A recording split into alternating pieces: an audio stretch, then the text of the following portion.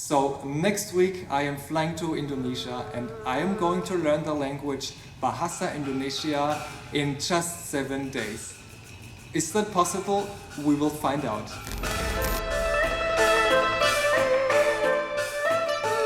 I've decided to share my experience of learning a language in a short period of time because I think there is a more efficient and exciting way of doing so in comparison to how we are used to learn languages at school. In this video I'm going to break my approach down in order to help you learn any language in a short period of time as well. By the end of the week I will test my skills by surprising an Indonesian-speaking friend with my newly acquired skills. Right now I don't speak a single Indonesian word. I don't even know what thank you or hello means.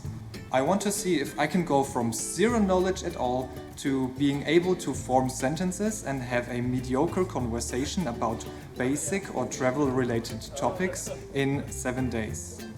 Since I want that it is possible for you to replicate that learning process, I'm not going to power through from sunrise to sunset. I also want to go to the beach still.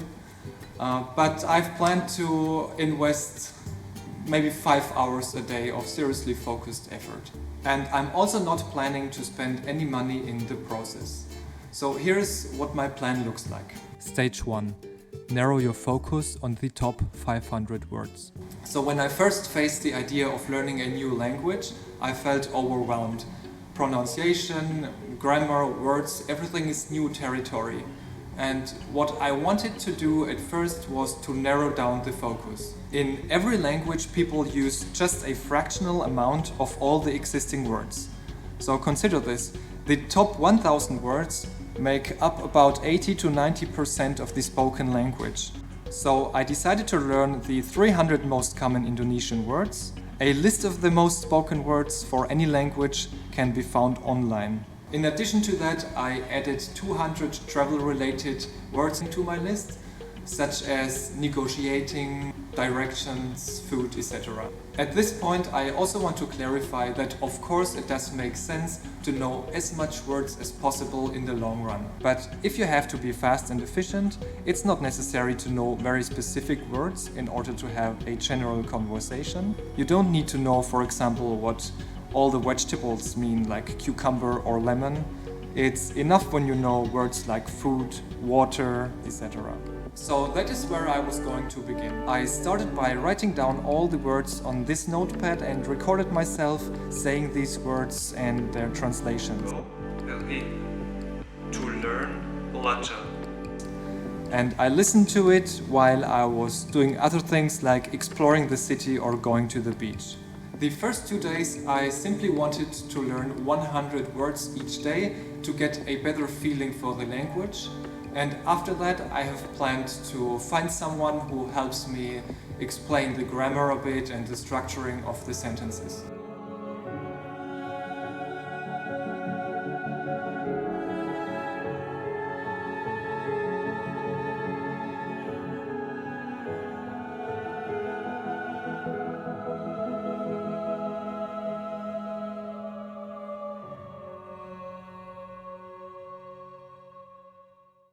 So right now it is Tuesday morning and I'm still learning vocabulary. It is way more difficult than I imagined. The language is just so different to my mother tongue. There are words like apa kabar or terima kasih. They are so different and I cannot make this connection to my brain. But I'm not yet calling it a day. I think I will go for a walk and try to stick these words to my mind. And yeah, if you're ever in this situation yourself at one point, I can feel you. Sometimes you just want to give up, but we are not yet. While I was wandering around Georgetown by night, I was thinking about my current situation, and I guess struggle is just a part of life. That's the truth. Sometimes life is painful, but if we don't face the pain and the struggle, we will never get the things that are worth having. This night I have also realized that I need to change my learning strategy. At this point we need to talk about memorizing techniques. As I told you earlier, in the beginning I wrote 100 words on my notepad and tried to learn them word by word. Like I tried to learn to be or to go. But that didn't work out at all for me. I don't want to go too deep into this topic, thus I recommend a video that I've watched. It's from Luca Lampariello and I've linked it below for like a more detailed overview of learning strategies and memorizing tricks. You can watch this video. Still, I'm going to show you the two techniques that helped me the most. So what I started to do is always learn in context. You will be able to memorize words way better when you learn them in a context, instead of learning single words from a big list. So, for example, you should learn where is the bus and not the single words where, is and bus. This is way easier to remember also in my experience. And my second trick was to use memory hooks. The weirder, the better. So let me explain it by giving you this example. When I want to say in Indonesian, how are you? I have created this memory hook, don't take Bashar seriously. And when I think at don't take Bashar seriously, I think at Kappa Bashar. Kappa is a word for expressing irony, Bashar is a friend of mine. And Kappa Bashar is already close to the Indonesian word, how are you? Apa kabar. So that's how I memorize it. First, don't take Bashar seriously. Kappa Bashar, apa kabar. As the days went by, I started to see first results. Today, for example, I was in the bus and the bus driver said, we need to change the bus. And I was thinking, what does it mean in Indonesian? And I knew it and it made me really happy.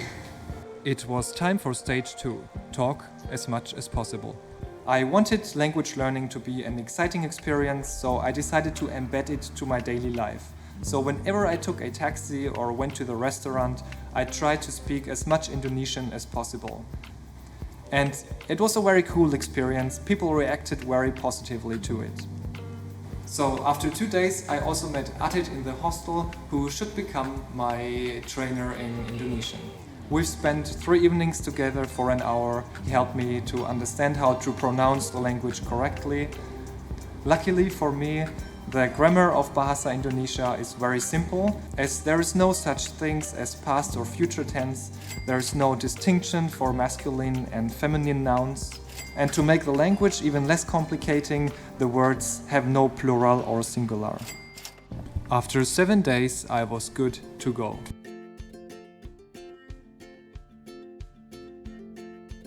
So, the 7 days have come to an end. And as I mentioned in the beginning of the video, I want to put my skills to test. And for that purpose, I have contacted Lincoln on Couchsurfing and he agreed to meet, but he thinks we are going for dinner. He doesn't know yet that I'm going to torture him with my Indonesian skills. And yeah, right now I feel like I forgot every single word that I have learned. I'm curious how it will turn out to be.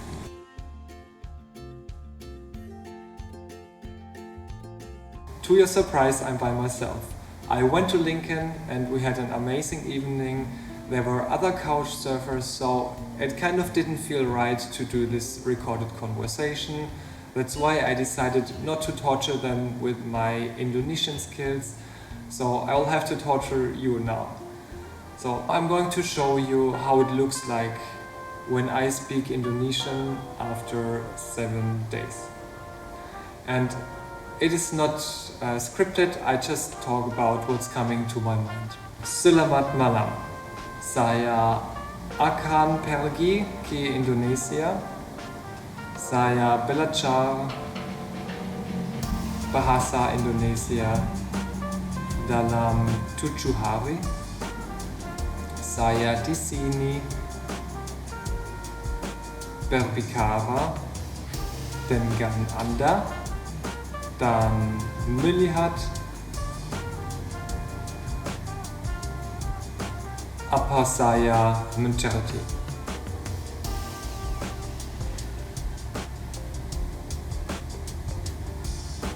Saya harus belajar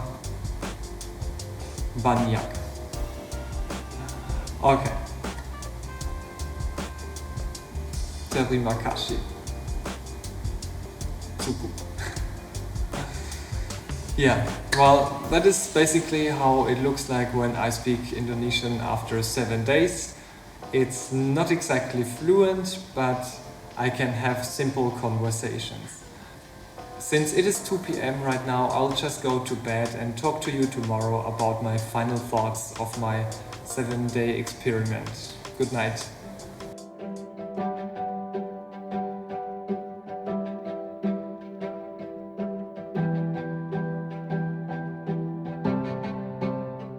It is now the next morning and time for a result of my last 7 days.